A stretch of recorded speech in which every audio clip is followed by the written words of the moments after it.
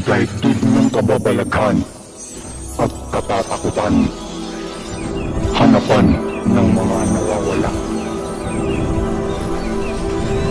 Kailangan.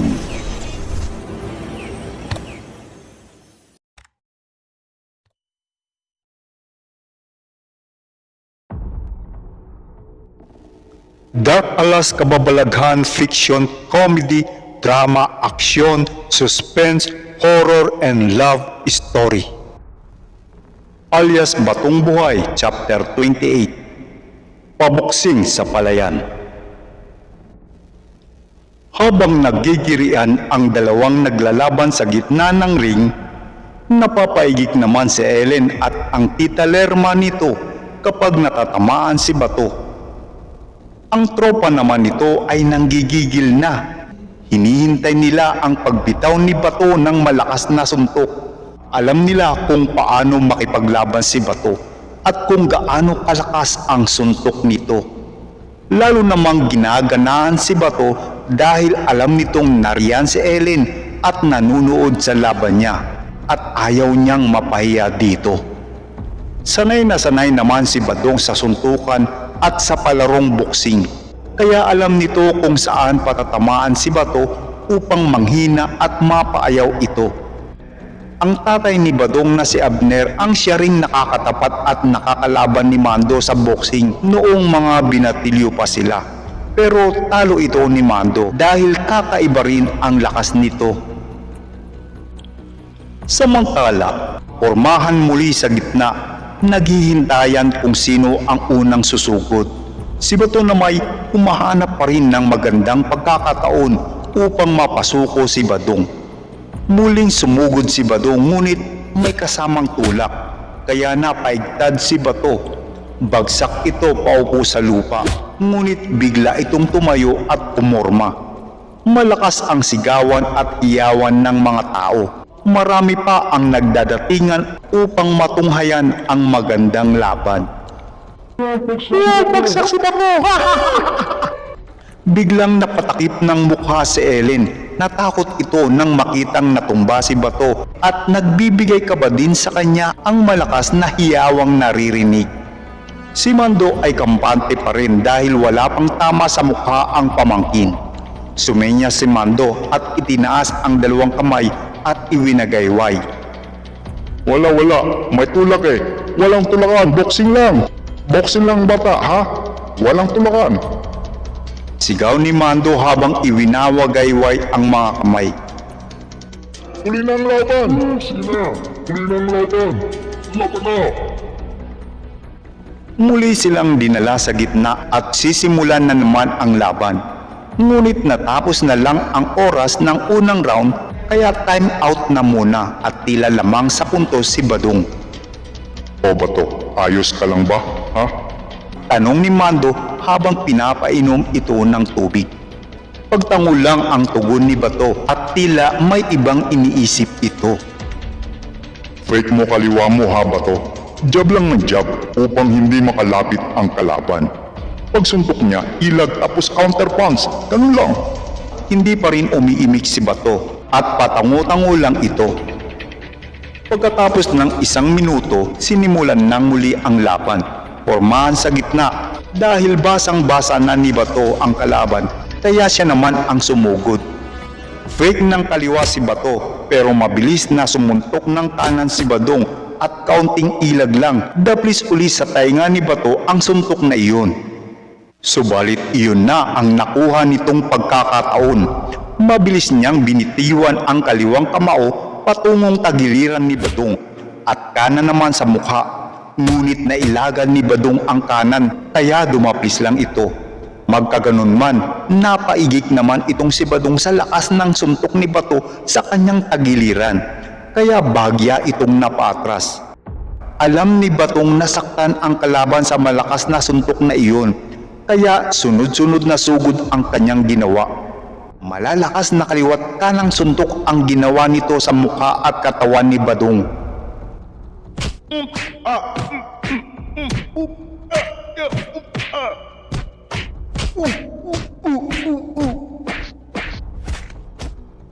Patagilid na napaatras si Badong na bigla ito sa lakas ng suntok ni Bato. Tila iniinda na nito ang sakit ng tagiliran at panay na ang atras. Saka tila mahina rin ang tagiliran nito. Kaya patakbo-takbo na muna. Hindi naman nag-aksaya pa ng oras si Bato. Muli niyang sinugod si Badong upang ayawin na ito. Subalit napaluhod ang isang tuhod ni Badong kaya saglit silang inawat. Ngunit tila malakas ang loob ni Badong. Ayaw niyang mapahiya kaya lalaban pa rin ito. Pormahan muli sa gitna ngunit naramdaman ni Batong iniinda na ni Badong ang lakas ng suntok niya. Kaya't natatakot na itong sumugod sa kanya. Napangiti naman si Bato kaya heto na ang nag-umpisang sumugod. Mabilis at malakas na jab kaya napatras ang kalaban. Ilang mabibilis na suntok ang binibitiwan ni Bato at halos hindi malaman ni Badong kung saan-saang nanggagaling ang mga suntok na iyon na dumadapo sa kanyang katawan at mukha. Dooy nalilito na si Badong. Akala niya ay sa katawan siya titirahin ng kanan ni Bato kaya napayuko ito. Ngunit fake lang pala iyon. Isang malakas na left hook sa tagiliran at mabilis na right straight ang binitiwan ni Bato sa mukha ng kalaban. Ang galing nun, Bato! Biglang napaatras si Badong at muli itong napaluhod habang pinakikiramdaman ang pagkahilo at sakit ng kanyang tagiliran. Napailing na lang si Badong dahil naramdaman niyang hindi niya kaya ang Bato. Malakas na nagsigawan ang mga meron sa taas ng mga puno at tropa ni Bato at ang mga taong humahanga na rin kay Bato. Panalo! Panalo! Tropa namin yan si Bato. Panalo. Amin yan. Amin. Amin.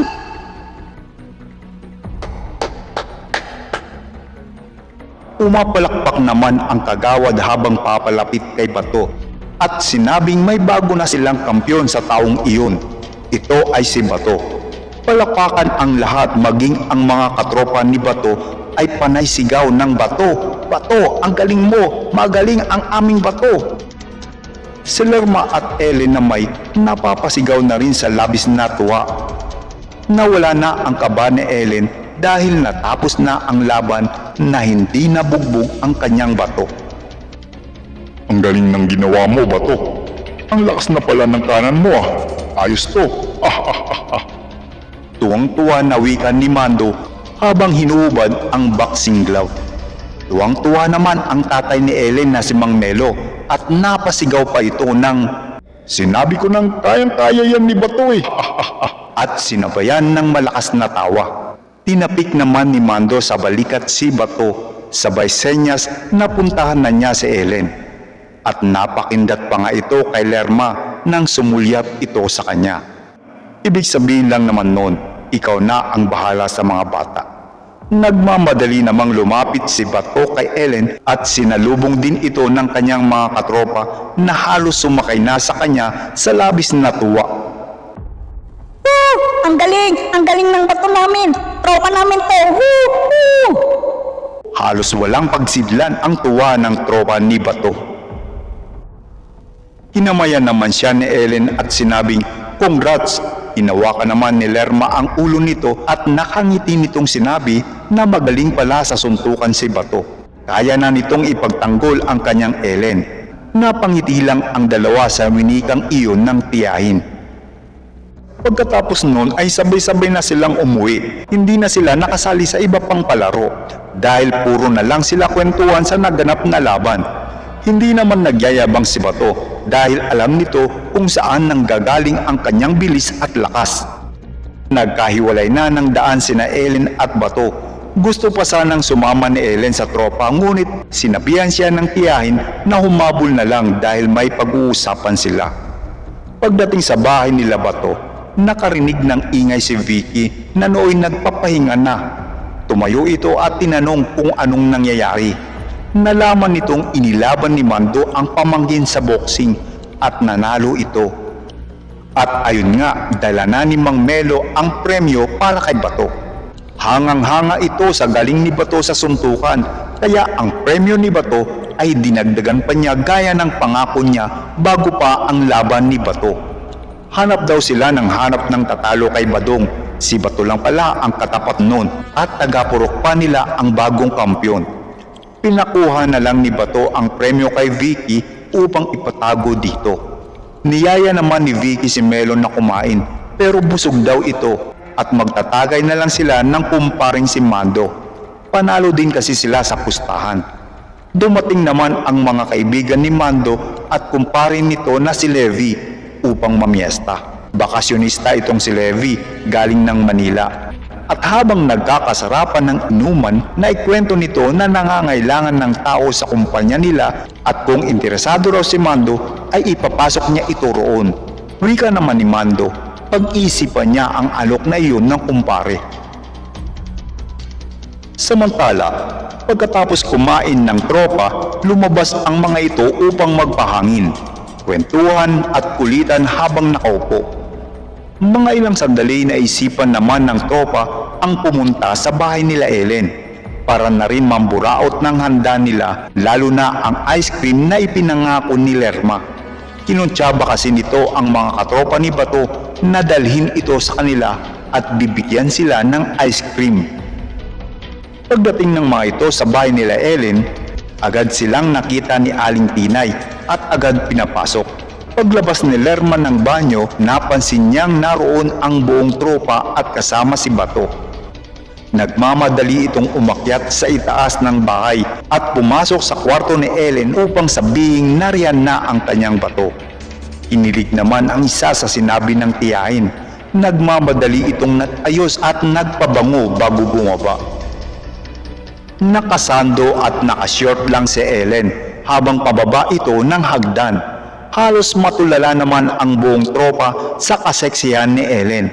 Ang puti kasi ng mga hita nito. Uy, Bato, buti pumunta kayo dito. Kala ko din na kayo pupunta eh. Bungad ni Ellen habang pababa ng hagdan. Sabi kasi ni Ricky, may ice cream daw dito. Sabi mo raw sa kanya kanina eh. Nakangiting wika ni Bato. Halakaks, laglagan? Grabe siya oh. Natatawang wika ni Ricky habang napapakamot sa ulo at nagtawanan na lang ang lahat. Oo, mayroon naman talaga eh. Kaso, kay Tita Lerma yun. Hihihihi. Ani Ellen habang hinahawi ang buhok sa tenga.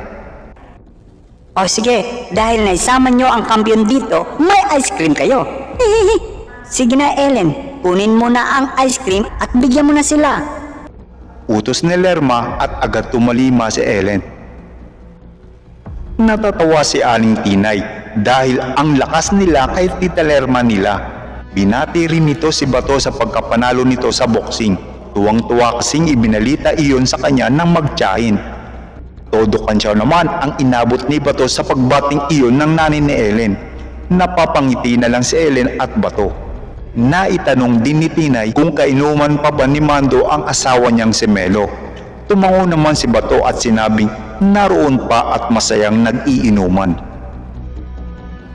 Masayang kumain ng ice cream ang magkakaibigan at halos kulitan ang ginagawa ng mga ito at tila pulutan nila sina Bato at Ellen. Panay naman sakay ni Lerma sa biro ng mga ito. Wala namang magawa si Ellen at Bato kundi ang makisabay na lang sa biruan at tawanan. Naitanong ni Lerma kung may pinopormahan na ba si Bato sa eskwelahan nila. Todo tanggi naman ang mga katropa ni Bato at sinabing wala itong pinopormahan. Kasi nga, torpe itong si Bato. At saka parang isa lang daw ang hinihintay nito at sinabayan ng malakas na tawa. Palihim namang napapangiti si Ellen nang matapunan ng tingin ng tiyahing si Lerma at tila namumula ang pisngi nito. Napapangiti na lang din si Lerma sa nakikitang kasiyahan sa pamangkin. Matapos ang masayang kwentuhan at pagkain ng ice cream, sabay-sabay nang nagpaalam ang buong tropa at kanya-kanya ng uwi. Pagdating ni Bato sa bahay nila, maaliwalas at maluwang na ang bahay dahil isa-isa nang nag-uwian ang mga bisitang kamag-anak nila. Tanging si Mando at si Melo na lang ang natira sa labas ng bahay dahil umuwi na rin ang kumpare ni Mando na bakasyonista. Naglinis na lang ng kalat si Bato at naghugas na rin ng ibang platong nagamit at pagkatapos ay nahiga sa kwarto. Si Vicky ay plakda na sa kwarto nila. Mabilis itong nalasing dahil sa pagod at puyat ito. Mga ilang sandali ay narinig ni Bato ang boses ni Ellen na nagmagandang gabi. Pilit nitong pinapauwi ang papa nito, utos daw kasi ng kanyang mama Tinay. Pinapauwi naman ni Melo ang anak ni si Ellen at sabihin na lang sa mama nito na uubusin na lang ang iniinom nila ni Mando at uuwi na ito. Ngunit ayaw umuwi ni Ellen dahil bili ng mama nito na huwag siyang aalis hanggat hindi sumasama ang papa nito sa kanya. Kaya hinintay na lang nito ang kanyang papa Melo. Pumasok naman si Ellen sa bahay nila Bato, ngunit wala itong nakitang tao sa loob. Kaya dumiretso na lang ito sa kwarto ni Bato. Umupo si Bato nang marinig na pumasok si Ellen. Biniro niya ito na malapit lang naman ang bahay nila kaya tiyak makakauwi ang papa nito.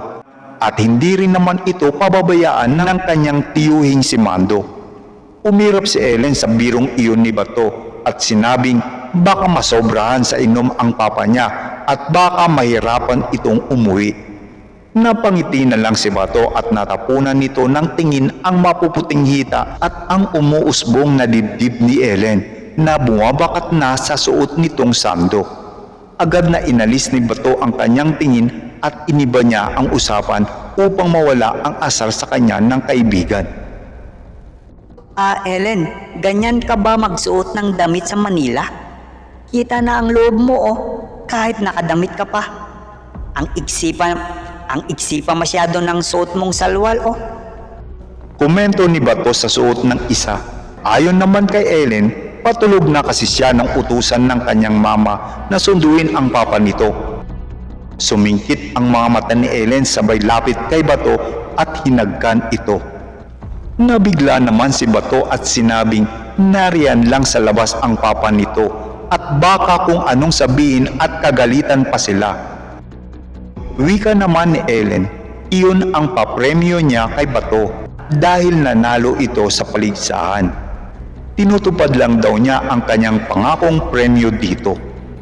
Dahil nasa labas lang ang tatay ni Ellen na si Melo, kaya nagpasya si Bato at Ellen na doon na lang sila magkwentuhan sa sala para walang masabi at isipin pang masama.